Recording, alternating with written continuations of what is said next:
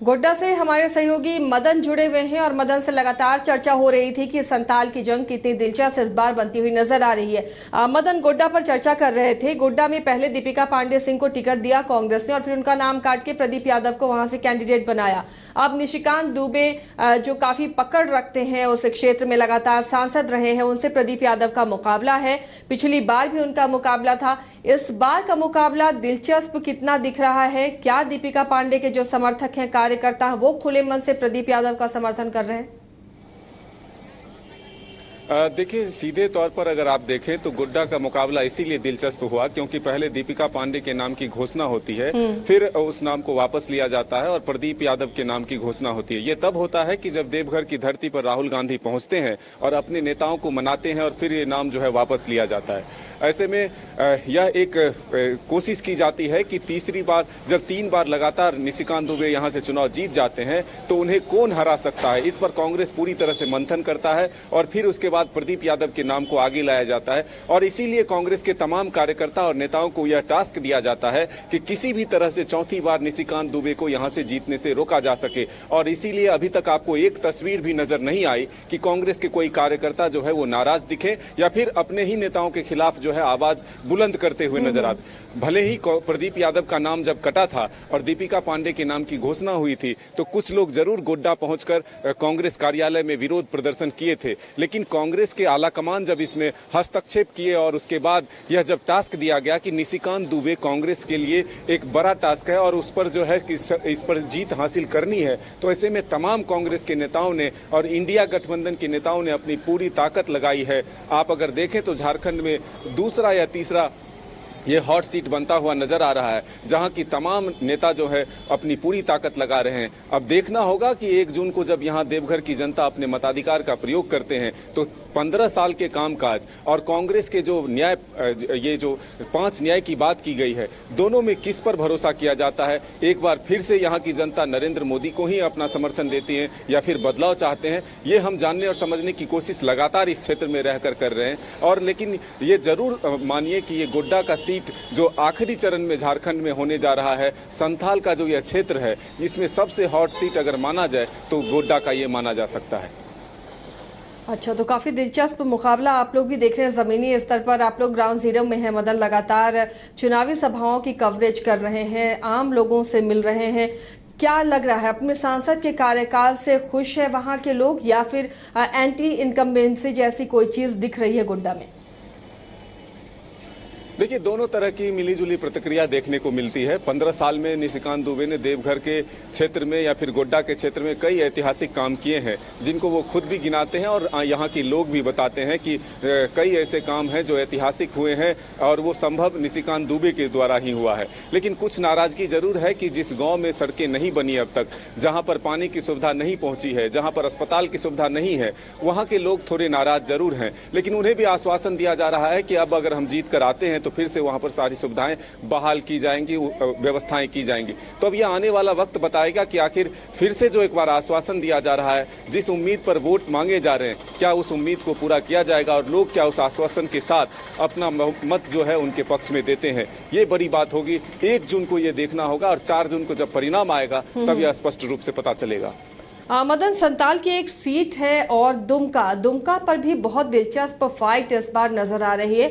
आमने सामने सीता सोरेन और नलिन सोरेन है। जो सीता सोरेन जेएमएम में थी, सोरेन परिवार की बड़ी बहू हैं, वो अब जेएमएम के खिलाफ चुनावी मैदान में है। बीजेपी से यहाँ चुनावी ताल ठोक रही है सीता सोरेन। दुमका की जंग कैसी दिख रही है आपको?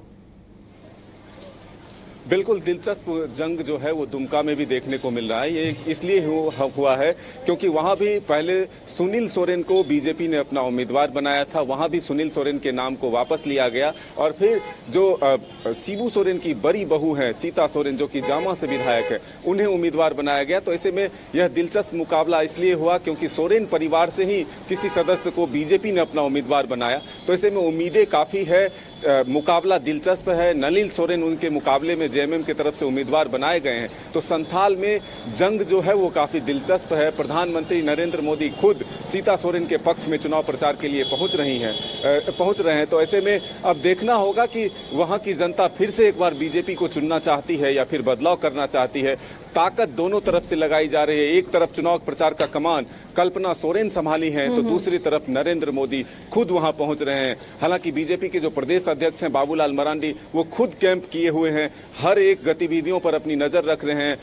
दिलचस्प मुकाबला इसलिए होता है यहाँ क्योंकि जब आप देखें कि गोड्डा में कांग्रेस के तरफ से पहले जो उम्मीदवार होते हैं उनके नाम वापस लिए जाते हैं, फिर दूसरे उम्मीदवार के नाम की घोषणा की जाती है। वहीं दूसरे सीट पर बीजेपी की तरफ से दुमका में ऐसा किया जाता है कि अपने ही सांसद के जब फिर से एक बार सांसद को उम्मीदवार बनाया जाता है तो फिर उनके नाम को वापस ले लिया जाता है और फिर से एक बार जो दूसरे दल से यानी कि शिबू सोरेन के परिवार की जो बड़ी बहू हैं उन्हें अपने दल में शामिल करा करके उम्मीदवार बनाया जाता है। तो ये दिलचस्प मुकाबला संथाल में है। अब देखना होगा कि 3 सीटों पर क्या बीजेपी पूरी तरह से बाजी मारता है या फिर जो एक सीट पहले से इंडिया गठबंधन के खाते में था वही बरकरार रहता है। ये आने वाला वक्त बताएगा, क्योंकि एक तरफ लोबिन हेम्ब्रम जो है, जो जेएमएम के विधायक हैं, वो निर्दलीय चुनाव लड़ रहे हैं राजमहल में। तो क्या इसका फायदा बीजेपी को मिलता है या नहीं, ये आने वाला वक्त बताएगा। बिल्कुल, वक्त 4 तारीख जब पता चलेगा कि जनता ने किसे चुना है। लेकिन जब ग्राउंड जीरो पर लोग पहुंचते हैं मदन, तो कहीं कोई नाराजगी जैसी बात कि सीता सोरेन ने पार्टी छोड़ी, बीजेपी गई है। हालांकि ये सीट पिछली बार बीजेपी की रही है, तो ऐसे में एक प्लस पॉइंट तो वो सीता सोरेन के साथ है ही। सोरेन परिवार की बहू है, वो भी क्या प्लस पॉइंट बन रहा है या फिर वो माइनस पॉइंट इसलिए बन रहा है कि उन्होंने जेएमएम को छोड़ा, परिवार को छोड़ा? देखिए, ऐसी कोई तस्वीरें फिलहाल सामने नहीं आई है कि सीता सोरेन का विरोध का सामना करना पड़ा हो या सीता सोरेन कहीं भी जाती हैं तो लोग उनको ये कहते हैं कि आपने गलत किया है कि आपने जेएमएम छोड़कर बीजेपी का दामन थामा है। सीता सोरेन की तरफ से भी कई बातें जनता के बीच में रखी गई है कि आखिर उन्हें किन तरह की परेशानियों का सामना हुआ और आखिर यह निर्णय उन्हें क्यों लेना पड़ा कि अपनी ही पार्टी छोड़कर बीजेपी का दामन थामना पड़ा और बीजेपी से उन्हें उम्मीदवार बनना पड़ा। तो ऐसी कई बातें, कई कहानियां जो है जनता के बीच में आई है, लेकिन लोगों का समर्थन जरूर सीता सोरेन के साथ भी है। और एक प्लस पॉइंट ये जरूर है कि शिबू सोरेन के परिवार से वो हैं, तो उनका एक जो वहां पर माइलेज है वो भी मिलता है। दूसरी तरफ जो बीजेपी का कैडर वोटर है वो भी उनके साथ है, तो एक चांस जो है वो और बढ़ता हुआ नजर आ रहा है। एक तरह से कहें तो संभावनाएं जो है और बढ़ता हुआ नजर आ रहा है। और प्रधानमंत्री नरेंद्र मोदी का जब कल आगमन हो जाएगा तो फिर और क्या कुछ रुख बदलता है, वहां क्या परिस्थितियां बदलती है, किस तरह के मुद्दे तैयार होते हैं, प्रधानमंत्री किस तरह से लोगों के बीच अपनी बात को रखते हैं, तो ये तमाम चीजें कल पर निर्भर होगा और आने वाला वक्त बताएगा कि दुमका की जनता किसे अपना आशीर्वाद दे रही है। इस बीच नलिन सोरेन किस तरह की मेहनत करते हुए नजर आ रहे हैं मदन? काफी मंझे हुए खिलाड़ी रहे हैं नलिन सोरेन और शिकारीपाड़ा से कई बार विधायक रहे हैं, अब दुमका से लोकसभा का चुनाव लड़ रहे हैं। ऐसे में कितना मजबूत वहां पर वो नजर आ रहे हैं? देखिए, नलिन सोरेन भी 7 बार के विधायक हैं, उत्कृष्ट विधायक भी रह चुके हैं और ऐसे में जेएमएम के पुराने कार्यकर्ता हैं, नेता हैं, तो वो जो है एक तरह से आप समझ सकते हैं कि नलिन सोरेन के द्वारा पूरी मेहनत जो है वहां पर की जा रही है, क्योंकि जेएमएम की तरफ से भी उन पर भरोसा जताया गया। कांग्रेस के जो लोग हैं वो भी उन्हें मदद कर रहे हैं, जेएमएम के जो लोग हैं वो भी मदद कर रहे हैं। तो एक तरह से संथाल में सभी सीटों पर इंडी गठबंधन की जीत हो, इसके लिए पुरजोर तरीके से कोशिश की जा रही है। वहीं दूसरी तरफ अगर आप देखें तो बीजेपी की तरफ से भी पुरजोर कोशिश की जा रही है कि आखिरी चरण के इस तीनों सीटों पर इंडिया गठबंधन की जीत हो, बीजेपी की जीत हो, दोनों अपनी अपनी तरफ से पूरी ताकत लगा रही है।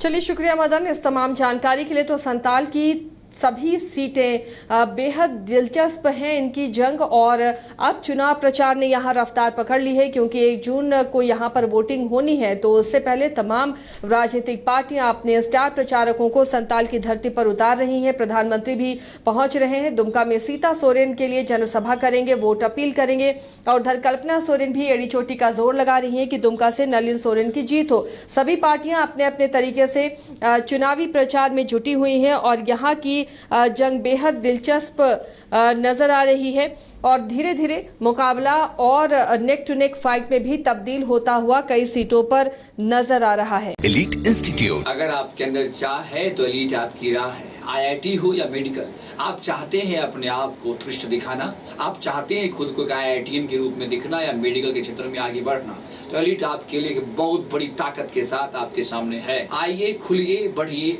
पहुंचिए। Elite institute.